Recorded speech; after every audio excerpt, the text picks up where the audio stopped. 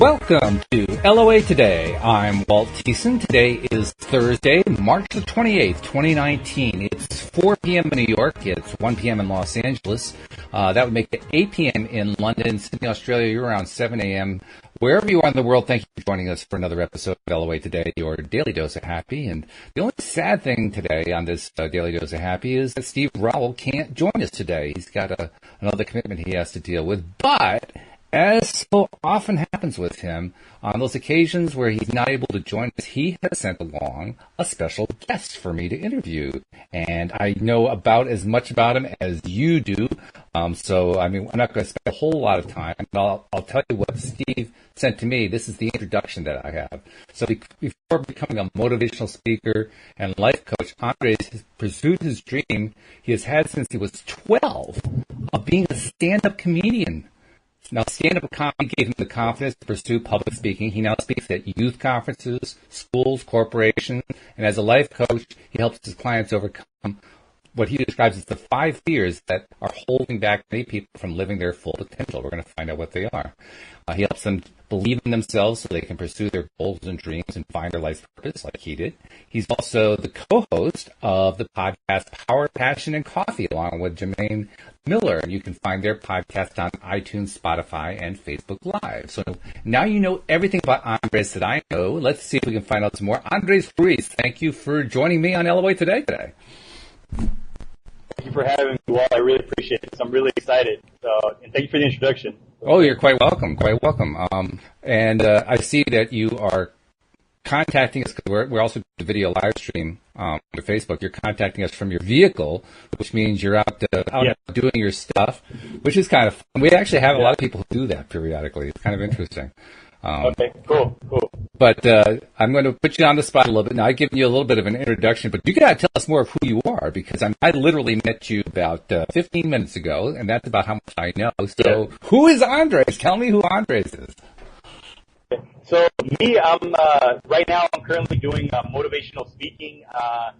My passion is really to help out like our youth, to help out my clients with finding their goals and dreams, like really truly pursuing what they want to do. Because like for myself, at one point in my life, I was working at a job that I hated. I was really miserable. I was really depressed, having daily anxiety. I was overweight at one point in my life. I was weighing like about 270 pounds and even more depressed because of my physique. I also was doing a lot of crazy things, doing hard drugs like cocaine, taking pills while drinking alcohol. Wow. So I was doing a lot of crazy stuff, and really a lot of it had to do with the people I was around, the way I was raised. I was around a lot of things that many kids should not see in their lifetime when they're little, Yeah. So that's just a little bit about my past and a little bit of what I'm doing right now. And now through personal development, it changed my life forever, to just change the person that I was in the past. Like really working on my mindset, taking care of my mind through being a more positive person. Listening to people like Tony Robbins, Les Brown, all these great motivational speakers that changed my life forever. Fantastic. Of course, you actually were the one who changed your life forever, but they helped. I mean, they certainly gave you some good ideas. But yeah, couldn't really do much unless you actually changed it yourself. But very good. Exactly. Yeah, I had to do the work. You sure did. Yeah, well, we all do. That's the way it is in life. You actually kind of, in a way, remind me of my Thursday morning co-host, Joel Elston. Joel and I have been doing the show now together for about 4 or 5 years. And he also does a lot of work with young people, particularly most often with men who are stuck in the foster care system, the so-called unadoptable ones. And he has, I believe the current count is he has helped find forever homes for 36 of them. He adopted 3 himself, and he's provided all kinds of pro bono help to kids up to age 21, really, in countless cases, probably hundreds of cases. And he himself had, he didn't have a drug problem, he had a gambling problem when he was young. He was, he worked for his father's firm, and while he was working for his father's firm, He got to gambling, and he ended up stealing and going to prison for that. And he ended up homeless on the Strip in Las Vegas, eating out of dumpsters and things like that. And then he discovered the law of attraction and got some other assistance as well, and turned his entire life around. Today, like you, he's a life coach, very successful, living in the Richmond, Virginia area. Just, completely turned that into a springboard. So I tell you all that because I want to ask you a question that's very much tied to his own heart. Because in his view, all of that stuff he went through was actually the best stuff he could have gone through, because it gave him the springboard he needed. It gave him the push that he needed to really make the changes in his life that not only just turned his life around, but helped him to live a life that was far beyond anything he could possibly imagine at that time. So even though he certainly didn't like living on the street or eating out of a dumpster or anything like that, he considers that some of the most fortunate things that ever happened to him. So I'm kind of curious, do you have any kind of a similar feeling about the stuff you went through? Yeah, no, I agree 100% with what he went through, and what I went through is a blessing. Now, I look at it, before I used to look at it like, what? Oops, we lost you. Oh, there you are. We lost your voice for a second there.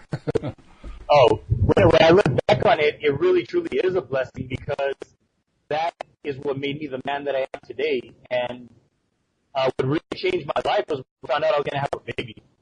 Like, my son was, when I was going to find out I was going to have a baby, I said, I got to take care of myself, because if I don't take care of myself, who's going to take care of him? Sure. So then I got on a diet, lost about 80 pounds,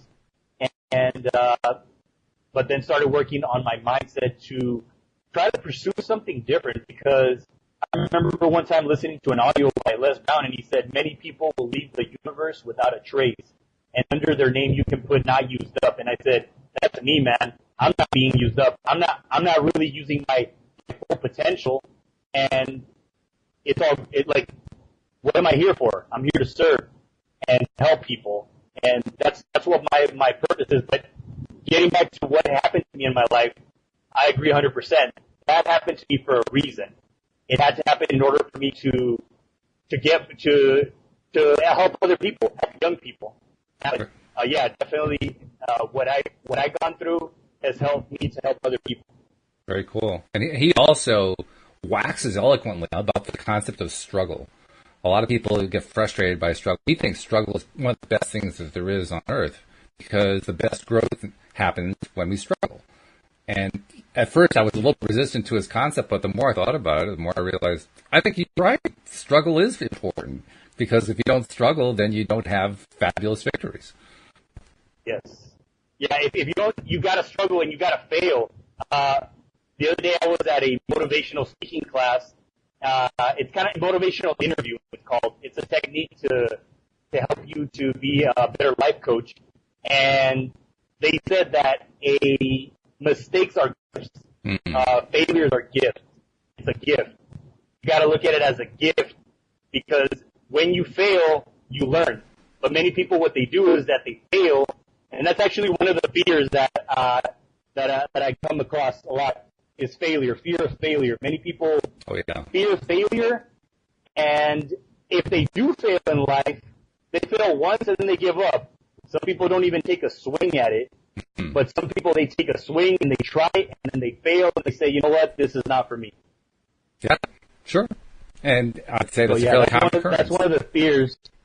I mean, it's actually not necessarily a problem unless you give up completely, and that's where what I think really happens. They try something, they fail, and then they give up completely. They give up on dreaming. They give up on trying anything. They just kind of throw in the towel on life and say, I'm done.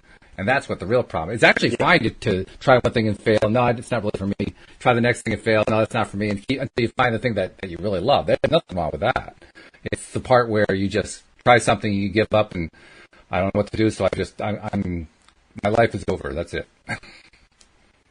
Yes. Yeah. People, they think that, this is it. I'm not going to try it again because I don't want to get hurt. People don't want to get hurt. Right. But in the process of this, you're going to get hurt. I mean, to this day, it happens, sometimes I have my days where I have a little bit of anxiety creep up, and I'm like, man, should I still keep going, still doing this? And, I had my doubts. My doubts, like, nobody's perfect, and if you're perfect, then you're a liar. This is true, yeah. One of our listeners, one of our live stream listeners has commented, Saira is saying, struggle is not a failure, it's a stepping stone to something bigger, which is a wonderful way to look at it. Yes. Beautiful, beautiful. I like that. That's really good. So tell us a little bit more about some of the journey that you've had. Tell us some stories about your experience since you made the jump. Because first of all, tell us a little bit about how you made the jump. Because you were working in a corporate job, you weren't really happy about it. Tell us about that story a little bit. So when I was working at that job that I didn't like, I still remember the day that I decided to quit my job was I was sitting at my desk and I was asking myself, like, oh man, should I quit this job? I hate this job. Like, should I just leave? What should I do? And then I was listening to Eric Thomas in my ear, and he said, you must be willing to sacrifice what you are for what you will become. And then that just hit me, and I said, man, I gotta quit. And then I went to my supervisor at the time, and I said, hey, Mary, I gotta talk to you. And then she's like, are you okay? What's going on? And so we sat down, and then I said, I'm putting in my 2 weeks notice. And she said, what? Really? Like, but the pay's good. Like, why would you leave? And I said, I just gotta quit. Like, I gotta do, I found something else that I wanted to do. And really, I didn't know kind of like what I was doing, man. I was still kind of like unsure, but I was sure that I didn't want to stay there. So then I put in my 2 weeks notice. And then from there, I started to do some coaching on my own, but I didn't succeed. I failed, and I had to get back into working again, but working at jobs that I hated, again, just repeating that cycle. But then I started working at a shelter I started working at a shelter with kids who had been through a lot of things in their lives. I'm talking like some of the worst things that you could possibly think of, like kind of like your buddy, Joel. You say Joel? Joel, yeah, Joel. Mm-hmm. Joel. So a lot of these kids, they've been through a lot, and they're kids from like Guatemala and Honduras.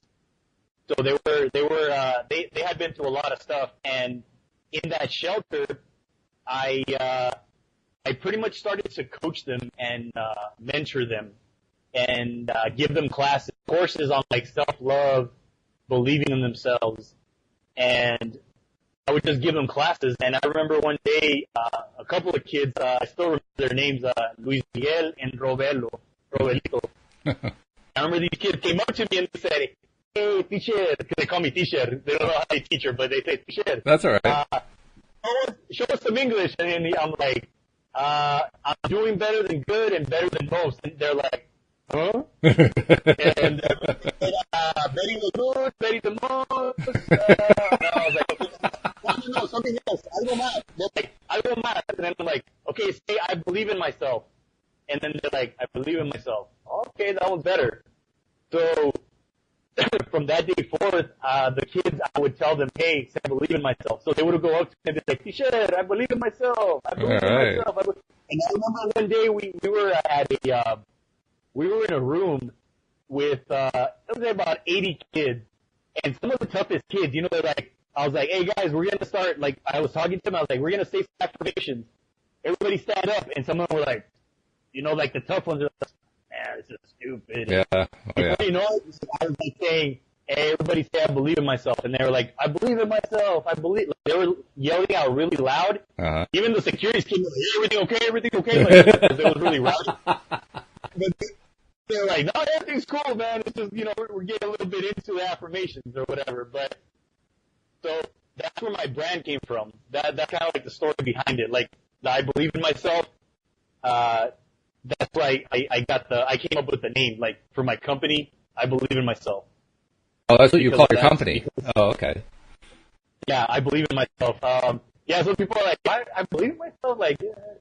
But I'm like, well, yeah, it's just, it has a meaning, it's not like if I just say, hey, I believe in myself. Oh, yeah. But, no, that's a good name. I like the name. I like it takes a little bit of, outside the Hispanic culture into the Jewish culture. It takes a little chutzpah to call your company that, but that's good. I like that.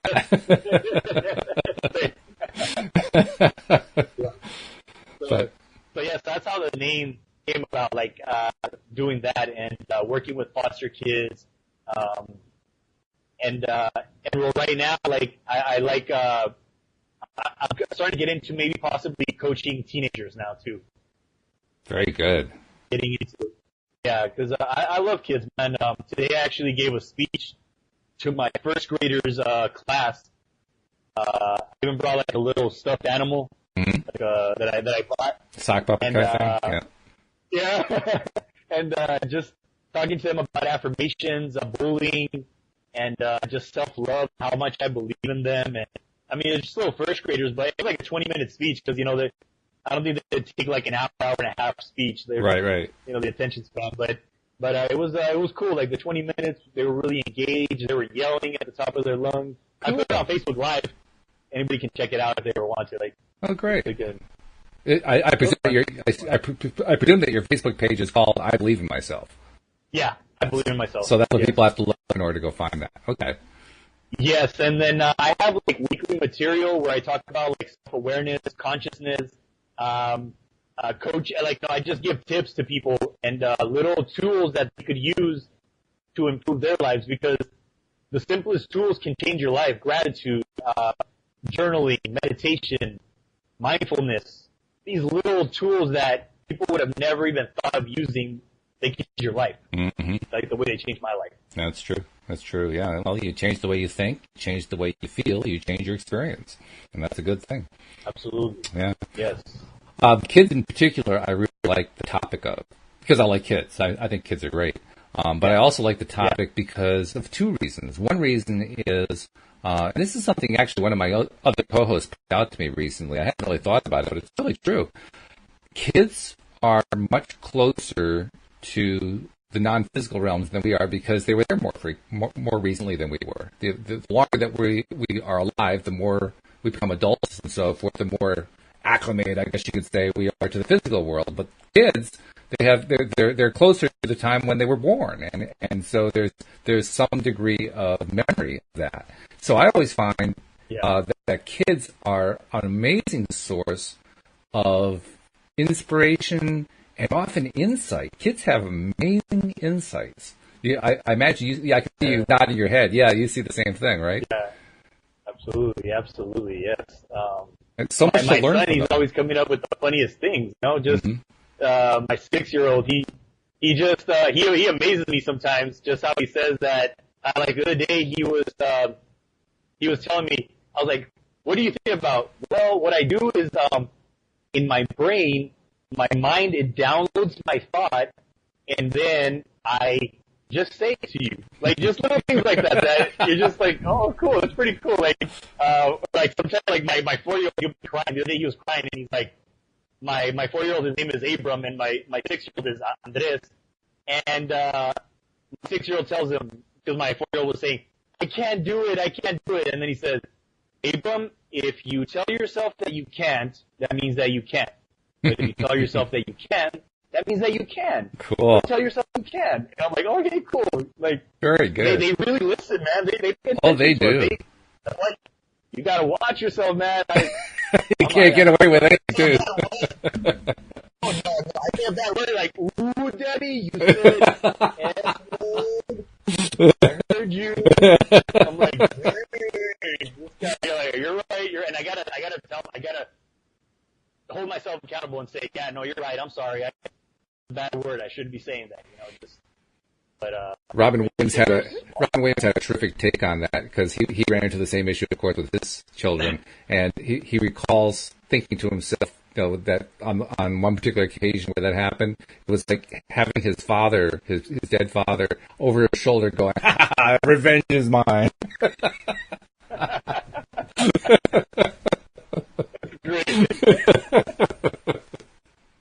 But I love kids. One of my reasons that I really love kids is that I helped to found an alternative school back in 2002, and it was based on what's known as the Sudbury model, which is a very leading edge kind of school, we'll call it that. It's a very edgy concept because it puts the kids 100% in control of their day, which is kind of tough for adults to handle, you know, having the kids be total control of what they're going to do all day long. That's a little bit out there. But it's a fun model, and it's really interesting to set up a school like that. And that's where I really came to appreciate a lot of things about kids. One of the things that I really appreciate is something that I call the built-in compass. It is the ability of a kid, if you just let them do or let her do what they need to do, they will just try things, keep trying things until they find the one thing that they most need to learn at that particular time. You don't have to guide them there. You don't have to introduce them to the concept. You don't have to expose them to stuff. You just have to let them go. And when you do, they just, it's like an unerring instinct that guides them right to where it is they need to learn next. It's really something. Yeah, you've seen the same thing? Nice. Yeah, no, I agree 100%, man.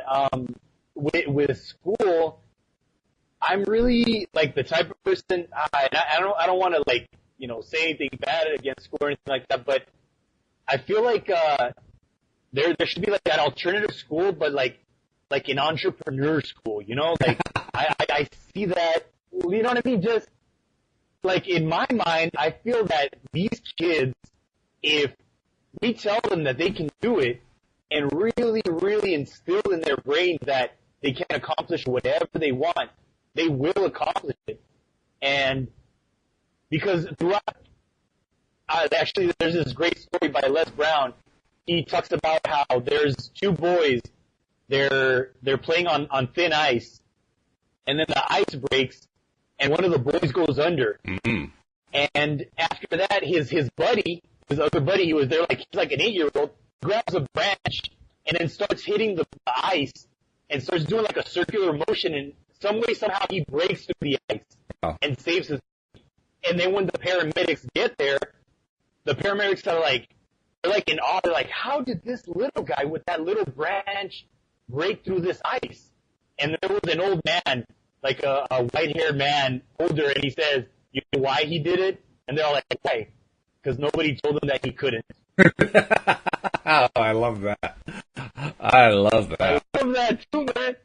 It's beautiful fabulous. Because how many times are we told that we can't do something? Right? I mean, I think by the time we're 18, I think we're told I don't know how many thousands of times the word no. Oh, it's crazy. No. Yeah. No.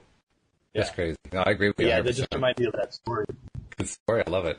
Saira has a kind of a comment question thing for us. Let me see if I got it straight here. I'm doing a little copy and pasting because it gets a little bit tough at times to read off of Facebook. I don't know if you ever noticed that, but Facebook has type that is too small. That's just all there is to it. It's too small. Especially for those of us with aging eyes, it just doesn't work. I'm sorry. Yeah. But Saira wanted to say to you, my kids said the same thing to each other. The daughter told the 4-year-old, you can do it and you will, and wanted to share that comment with you. Very, beautiful, very cool. Beautiful, excellent. You're teaching them right. Yeah, exactly. It's been amazing. And then Nasha kind of asked a question. It was a question comment. She says, is there a way to shift one's thought and love ourselves, which is really what you're trying to teach them. So, address that for Nasha for a second. So for me, when I truly started loving myself was when the first step that I took was I created my values. What values do I want to live by, not what everybody else wants to live by. So when I wrote down my values, the man that I wanted to be, I read those values. To this day, I read them every week to make sure that I stay in alignment with what I want in my life. And some of my values are, I want to be a person that doesn't talk bad about people. I want to be a person that praises people, because me, man, before I was like the biggest person to criticize. I would always be making fun of people, bagging on people, and I was really bad at that. And that's something that I wanted to change. I wanted to be seen as a person that encourages people, not a person that criticizes people, because I could see that people were judging me. They were like, oh, here comes Andres. Get out of the way. Don't tell Andres because, he'll start saying that you're fat or you're ugly or that. So I think that's what the comedy, I watch too much comedy, I think, that it got to the point where I was like trying to be Mr. Comedy at all times. But what helped me, I was like, I want to be a person who is an instrument in the hands of God. I want to be a person who is helping my community. I want to be a person that makes family a priority. I I want to be a person that I don't drink to get drunk. That's something that I had to put, man, because I was I would get drunk. I would drink a 30-pack in the night. Oh, jeez. Do like an 8-ball, you know what I mean? Just do like an 8-ball of coke. You know what I mean? Just, wow. I was out of control, man. I was out of control, and I had to change. And once I wrote my values, man, it's funny because when I started seeing those values, I started attracting the people. Oh, we lost your volume again. Oh, almost. Somebody was calling me right there. Oh, okay. Okay. So when I studied these values that I want to live by, I wasn't living by other people's values. That's what happens in life, man. A lot of people, they start living by other people's values and not by their own values. Right. So you got to take that first step. And there's a book. If I don't know, Nasha, I think you said, if you want, she can send me a message, and then I can send her. I can't remember what the book is called, but it's called. I can't remember, but I even have the book, but it's like the 8 principles, and it starts off with, what values do you want to live by? What values do you want to live by? Like, who do you want to be? Many people don't even know who they are, and that's why they can't even love themselves, because they don't know who they are. How are you going to love yourself when you don't even know who you are? Mm-hmm. And then you get into relationships with people that are broken just like you, and I'm not saying anybody in particular, but just, like me, or anybody. You get into relationships with people that are broken. 2 broken people can't fix anything. So you gotta have self-love, and then you start finding people that have self-love, because when you have the values that you want to live by, and you're living by those values, people see it in you, and they say, wow, this person loves themselves. This person is different. This person is so positive. I want to be around this person. And right now, I attracted you. Look at you. I'm talking to you, man. I've never even met you. Yep. This is the first time I met you. I already like you because I don't know, man, the way that you talk, the way that you speak, I know you have a great mindset. You know Steve, so I definitely know you're a great man. And I love it. I'm serious, man. It's the truth. It's the truth. I feel you, man. Like, I feel your energy. You have amazing energy, man. And it doesn't even matter how old you are, man. I know 20, 30-year-olds that have the worst energy in the world. I was one of them. A lot of it has to do with the environment. Yeah, me too. That's what I'm saying. But yeah, I think values define who you want to be and write it down. This is another thing that people do. They don't write it down. Mm-hmm. You got to write it down and look at it every single day. Law of attraction. You have to attract what you want, but write it down. Write it down and look at it every single day for the first couple of years, and then later on, maybe just every week. Every week I look at it, and I have it on my vision board, man. Every time I wake up, I see it. That's the man I want to be. I want to be back to who I used to be, because if I go back to who I used to be, I'm going to be miserable, and I don't want to be miserable. I'm a happy guy. Very good. Yeah, I like that. Hey, I wanted to share something with you, and because I totally understand what you were saying about how people can be broken and so forth. But I also want to point out, actually, nobody is ever really broken. What we have are people who keep making the same choices that they don't like the result of over and over again. But they're not really broken. Yeah. So I just wanted to point that out. Yeah. Yeah. No. Good point. Yeah, you're right. You're right. That's a better way of putting it, I guess. Yeah. But yeah, you're right, man. We keep making the same decisions. Like Wayne Dyer says. A woman, she's walking down the street, and she falls into she sees a hole, and she falls into the hole. The next week, she walks down the same street, she sees a hole, and she still falls into that hole some way, somehow. And next week, she comes, and then she's going towards the hole, but she goes around the hole. The following week, she decides to just take a different street. Yep. There it is. Very simple. It's just... Yeah. So this actually ties into the intro that Steve gave me to talk about who you were, because that intro had a very interesting little phrase in it, and I want to ask about that phrase. The one sentence I'm referring to says, as a life coach, Andres helps his clients overcome the 5 fears that are holding back many people from living their full potential. What are the 5 fears? Okay, so the 5 fears first we talked about was, and there's really no particular order, but the one that we had talked about was failure. Fear of failure. Fear of failing. I come across this many times. People are scared to fail because they failed in the past. Maybe they didn't pass the bar exam. Right now I'm currently coaching a lawyer, and she is scared of failing if she tries to go to be a life coach, because her family says, you want to be a life coach? What a joke. Come on. You're a lawyer. We're lawyers. Our families are lawyers. We're not life coaches. That's stupid. She's got the legal tradition. Yes, the tradition. Yep. Yeah. So that was the first one, and then the fear of rejection, which is kind of like the same as failure, I guess, in a way. But the fear of getting rejected. You know, like if they maybe go for something and then they're rejected, then they're gonna feel like, oh man, then this was not for me. The next one is the fear of stepping out of their comfort zone. Oh yes. Many of us we stay in our comfort zone. We don't want to try something different because it's too scary. It's the unknown. And then it's, the next one is fear of caring about what people say about us. So that one right there is huge. Huge. I come across that one a lot. And then the last one is fear of not feeling worthy. Who would listen to me? Who am I to do this type of work?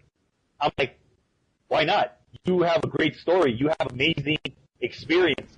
You've done a lot of great things in your life. Why wouldn't you be worthy? And then they get into their heads, and like Tony Robbins says, you get in your head and you're dead. So you gotta follow that heart, man. It's the heart. The heart is where the truth is at, man. But we get into our heads, and before you know it, this is what I talk a lot about. Like in my workshops, I talk about self-talk. I talk about thoughts. The power of your word, man. Your word turns into a thought, creates a feeling, an action, and then a result. And then you get a really bad result, which leads to another bad thought. And it's just a vicious cycle of just negativity that you're living on a daily basis. And this is why we are depressed. This is why we're feeling anxious. We're looking at social media, comparing ourselves to everybody. Oh my God, like I don't have this iPhone. I don't have, I'm not going on vacation like those people. I don't have this materialistic thing. I'm not worthy of this because the people who are worthy of it, they're doing great things and I'm not. I'm not amazing. Like we judge ourselves more than other people judge us. That's true. That's very true. Okay, now I'm going to put you on the spot here a little bit. First, are you familiar with the teaching of Abraham Hicks? Somewhat. Yeah, I've heard some of it. Somewhat. Okay. So you have some familiarity, so that's good. Abraham, one of the things that Abraham likes to talk about is the two-ended stick. The two-ended stick is where you want to have, say, I don't know, you want to have a better career. But what you tend to focus on is the fact that you lack a better career. The two ends of the stick are the thing and the lack end of the thing. And in fact, that's actually what the true opposites are in the world. We think of like life and death or love and hate being opposites, but it's really love and lack of love that are the opposites. That's one of their main points that they make. Mm-hmm. So with that concept in mind, I always like to try to take any time that we're talking about the negatives, I like to try to ask myself, okay, so the negative is the lack end. What's the thing end? What's the positive end of the stick? So if here's where I'm putting you on the spot. If you take your 5 fears, what's the flip side of those fears? What's the positive end of those fears? Okay. So, well, with the fear of being rejected, yep. Because I used to do door-to-door sales before. I've done that too. And I was selling like, yeah, oh, dude, that was tough. It gave me a lot of tough, like, it gave me thick skin. Being rejected has given me so much thick skin. Sometimes I'll send 100 emails to different schools and I'll get like 2 or 3 replies. And now I celebrate, man. I celebrate the rejection. I was like, yes, I got a no, baby. Yeah. I got to be enthusiastic about it. And even like when I get a no with my coachings, I'm like, yeah, they didn't take me as their coach. Yes. I celebrate. And I really, no matter what happens, man, I don't lose enthusiasm. Because once I lose my enthusiasm, my energy goes down and people can feel it. People can see it. And they say, this guy, something's wrong. He's not going to give me energy. He wants to be my coach and look at his energy. His energy is lower than mine. He's not going to be able to coach me. So with the failures, that we got to look at it as a learning experience. Never look at it I'll give you an example. I started a nonprofit, and then I said, "Oh my God, like I don't want to do a nonprofit." After I dealt with like probably anxiety for like 2 months, just thinking about it. This was just recent, man, because I wanted to do nonprofits so I could just kind of like prove myself that I could do bigger things and all this stuff. But really, I wasn't doing it for myself because I wanted to. I just wanted to prove myself. I don't know why. But I ended up saying, you know what? I'm not going to do it. I lost $300, but it was a good experience. You know, I may have lost $300, but it was it was good that I did that. I failed, but I learned from it. And never again will I follow in trying to prove myself to other people and doing something that I truly don't want to do. I'm going to do what I want to do. So that's like with the failure. Just learn from your failures, man. Let's go to the one. Stepping out. Let's go to the one about what other people say, because Zaira asked a question. She says, I've lived in a culture where it's always been about what others will say, so how do I shift this paradigm? Okay, so that goes back kind of like to the values, like who do you want to be and what do you want to do? And at the same time, sometimes we have to set some boundaries with these people who are always talking a lot of negative things. We got to say, you know what, I really don't like, the way that you're talking to me this way, being respectful about it. They don't respect that. That means that maybe you got to get rid of them, or you got to kind of distance yourself, because sometimes it could be family. So maybe you could just send a text message, hey, how you going on?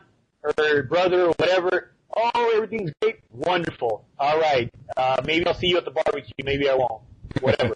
But sometimes you got to distance yourself, man, because these people can be, it's like if a stranger comes to you and in your coffee he pours sugar, you're not going to die. But if a relative comes over and pours venom in your coffee, then you'll die. You really got to watch out who's putting either the sugar or the venom in your coffee, man. And a lot of the times we have people put seeds in our minds that can be destructing for ourselves. And then we end up saying, you know what? They're right. I can't do this. Mm-hmm. And then we give up because of other people's opinions. So we really got to set boundaries with these people. And if they don't respect that, maybe we got to get rid of them and keep it real, because you only live one life, man. Even if it's your family, your friends, you don't want to live a life of regret because of one person. One negative fruit can spoil the whole batch, man. And you got to really be conscious of your environment. Your environment will either make you or break you, man. It's very true. Yeah, that's the way that'll tend to work out if you don't take control of the situation. I actually, you talked earlier about how you had dealt with major drug issues and weight issues and so forth. When I was in my early 20s, I was very much into the drug and alcohol scene, and I actually just reached a point where I said, I don't like living this way anymore. I don't like the way it feels. But I also knew that I couldn't just say I'm going to quit doing the drugs and keep everything else the same, because most of my friends were partiers. It wasn't going to work. So I literally had to, the way I thought of it in my mind, I didn't say it this way to them, but the way I thought in my mind was, I had to fire my friends. Yeah. I had to fire them, say, sorry, you're out of my life. You're gone. History. Sayonara. Goodbye. Yes. Yeah. And to this day, you still see people that are 40, 50 years old. I still, sometimes I would go to get-togethers and I see these 40, 50-year-old men still doing cocaine, and they're kind of like, hey, what's up, man? You want to do something? I'm like, no, I'm good, man. Thank you. Whatever. But,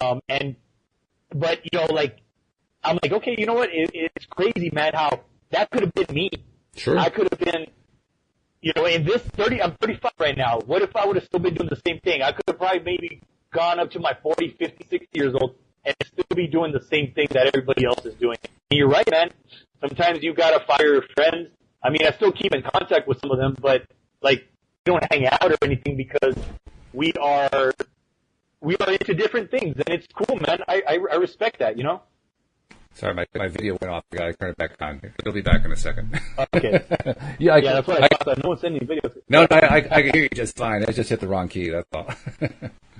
Gotcha. Now, Preston posted a comment here, and I think he's touching on some of the stuff we're talking about here, so I wanted to run it by you to see what you think. He says, okay, it comes down to love and gratitude of self and going within with meditation, because when you meditate, it focuses you on the now.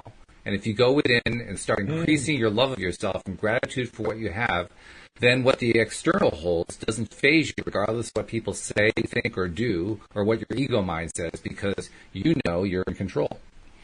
Wow, that's beautiful. Yeah, that's great, man. Yeah, that's really good meditation. Yeah, I practice meditation every single day. I keep a gratitude journal in my back pocket at all times, and I always write what I'm grateful for, man. Always writing what I'm grateful for, and it could be the littlest things. My son giving me a kiss on the cheek and saying, "Dad, I love you." I'll write it down in my gratitude journal. Things like that. Yeah, meditation, man, is very powerful. I agree. Yeah, so it was great comment, man. Appreciate it. Very, very good. So let's see. Let's go at some of the other failures or not failures, the other fears that we haven't reversed yet. What else can we reverse? The feeling of not feeling worthy. There's something that's called cognitive reframing. Reframe that thought, change it. If you say, I'm not good enough, say, I am good enough. And just keep saying it over and over again. And it's like that law of attraction, the more you say it, the more you start to believe it. I keep myself like affirmations every single day. I tell myself affirmations, like even when I'm about to go give a speech, I look at my bracelet. It's right here. It says, I believe in myself. I carry this at all times. And I do believe in myself and I believe in my abilities. And whenever I'm having like a down moment, I talk to myself and say, I am worthy of this. What am I saying? What day when I was going to give a speech at my son's school, I was actually thinking about not doing it for a reason. Like I was thinking, what if I make a fool out of myself and then make my son look, embarrass him? And then I watched. It was so funny because I was looking through YouTube and I saw a video by Fred Rogers, and it was a speech by Fred Rogers, and he says how we have to be kind to people. We have to, through TV, we have to provide service that will change people's lives. And I said, man, why am I thinking about my fears? Like, I'm only thinking about myself. I got to be thinking about my son and the people that are around him. And I said, I'm going to go in there and I'm going to do great. And it went great, man. It was 20 minutes and the kids were really engaged. They were yelling, I believe in myself. I love myself. You can check it out on Facebook Live if you want to see it, but it was amazing. It was cool. Very good. So, yeah. You mentioned Fred Rogers too. Fred Rogers is fabulous. Have you seen the biopic that was done a few years ago? No, I want to watch the documentary. Right? Yeah. I want to watch that. Did you watch it? It's great. It's excellent. Yeah. A lot of old footage, a lot of old film footage of him going back to the very earliest days of Mr. Rogers' Neighborhood and so forth. Just really cool.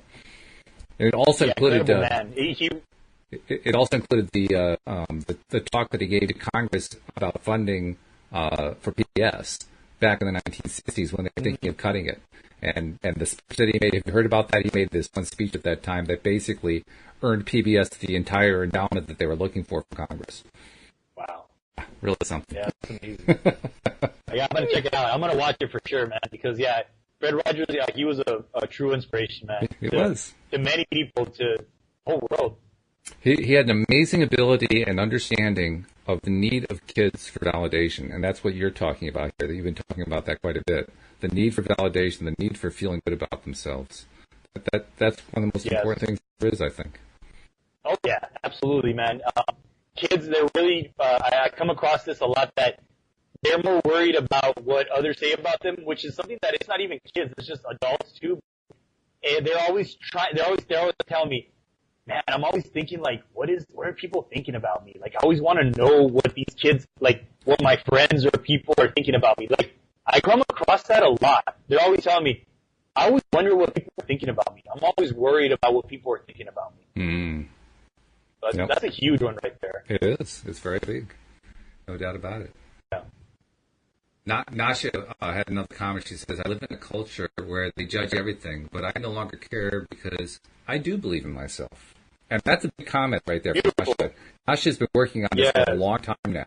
She's a long-time listener of the podcast, and she's asked a lot of people for help. A lot of co-hosts have gotten involved and so forth, and she's been working on this. So to see her say, I no longer care about that because I do believe in myself, that's a big thing for her.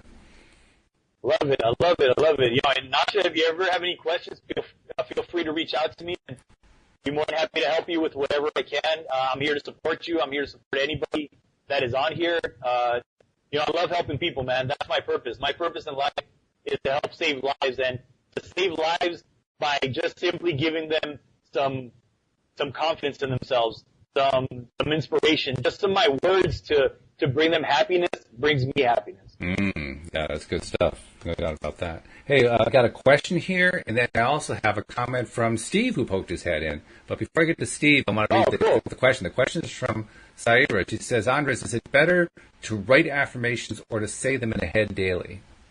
Okay, actually both. Write them out and say them daily. Both. And then, sometimes what I do is I keep them in my bathroom. I keep them like, in my car.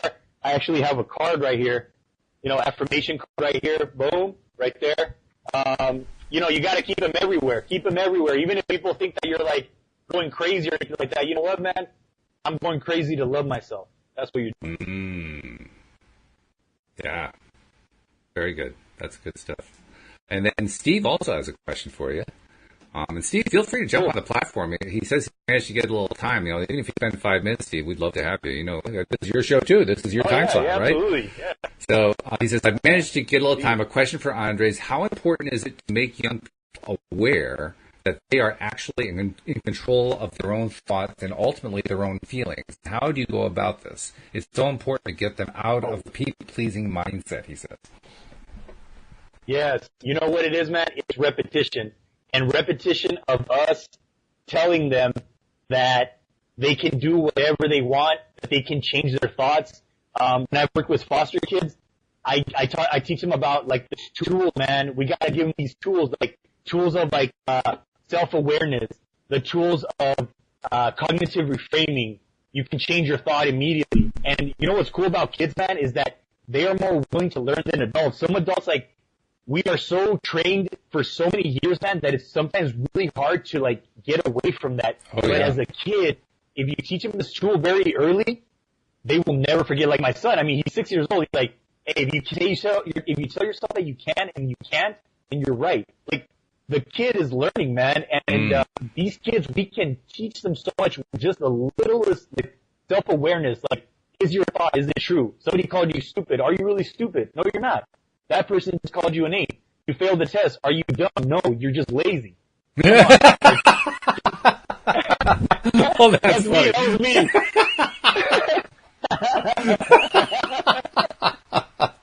Oh, that's hysterical.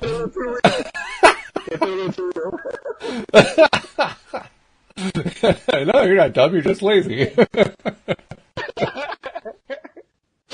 Oh, that's great.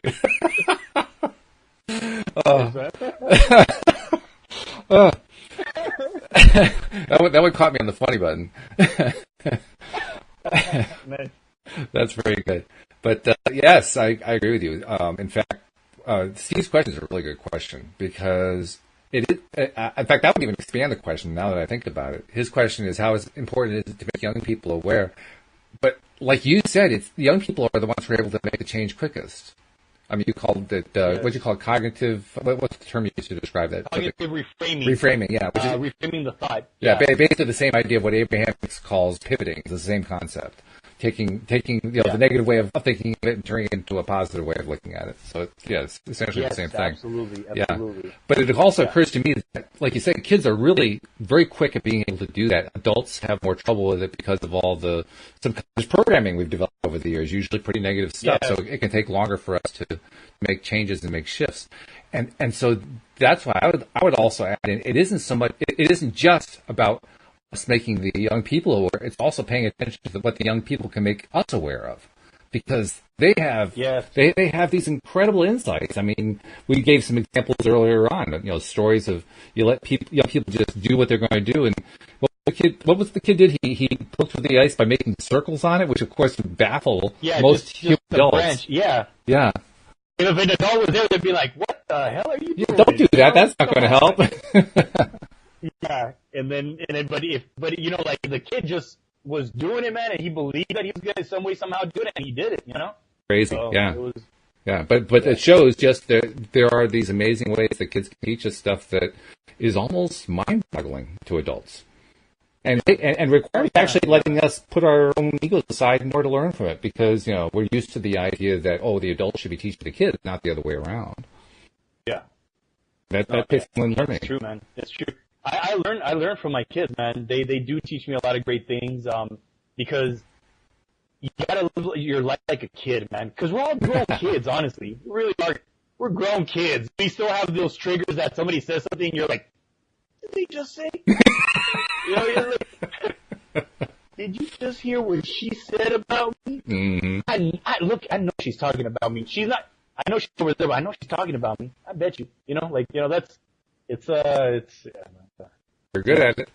It's always good to have a skill. That's just not one of them. Oh, yeah. Yes. Oh, that's fun. We got about 9 minutes left, so I'm looking to see if there are any other questions. I don't really see any other questions from the audience. So I'm just going to go back to some of my own questions.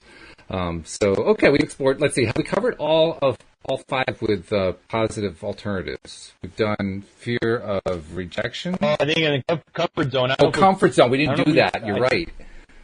So talk about that. How do we reframe that one? That one, you got to do what's uncomfortable, man. You must do step into something, do something different. Like if you're used to just working and just going home and watching TV, watching some hoops, do something different. Change it up and say, you know what, man, I'm gonna go to a Toastmasters meeting. I'm gonna go to a mastermind group in Facebook. I'm just gonna join new people, whatever it is. I see Steve there. Join hey, there he is. Hey, Steve, how you doing? I jump on. I've got a spare 5 minutes. So, well, we got about 7 left, so that works. Nice. I'm still halfway through eating a burger, so. Well, as long as you don't chew in my face, I'm okay with that. No, I won't do that. So I've been listening in. It's awesome because I think that the stuff that you're talking about with kids is brilliant because if you actually think about it from a logical point of view, when you've got children, they haven't got the subconscious programs that we've developed over a period of years. So if you look at like 2 and 3 year olds, anything's possible for them. They don't have any fear around anything. They're quite happy to go off and do awesome different things and jump into anything. Whereas when we get to sort of 15, 16 and onwards, we've already got subconscious programs that our parents have put in place, schools put in place about what's possible and what isn't. And that's learned, but we can unlearn all that stuff. And I think that's what I've got from this podcast today that you've both been talking about is that you can unlearn what you learned as a child and through your early adult years if you decide to make different choices. That's what it's about. Yes. Yeah, no, it's true, man. And you know what? But you got to do the work. That's the thing. People don't do the work. I journal every single day. I work on my meditation every day. I work out every day. I take a cold shower. I've been taking a cold shower for 1.5 years now. And man, that cold shower. I take a warm shower.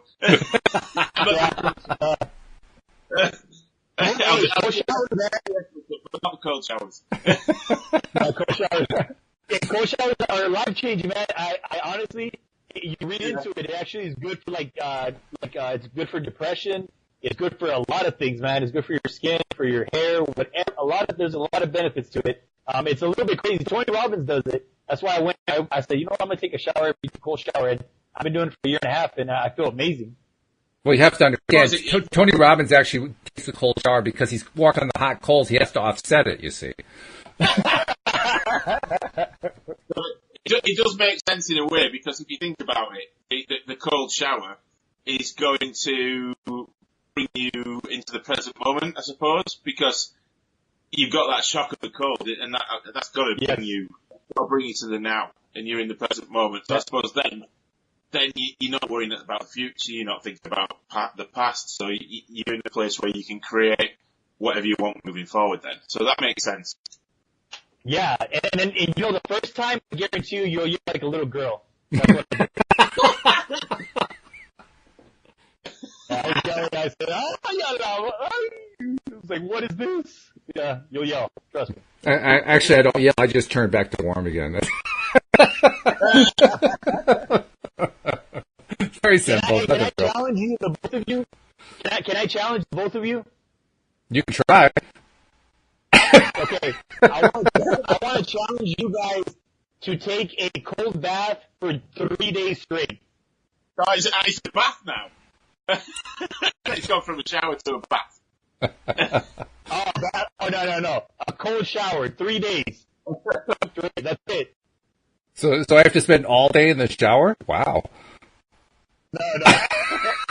Just when you wait.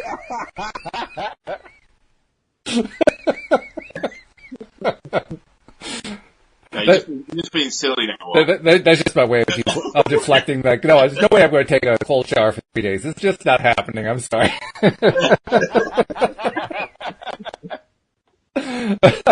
right, well, go shower in the morning. All right? I might try it. I'll have a think about that, but I might give it. Let me know.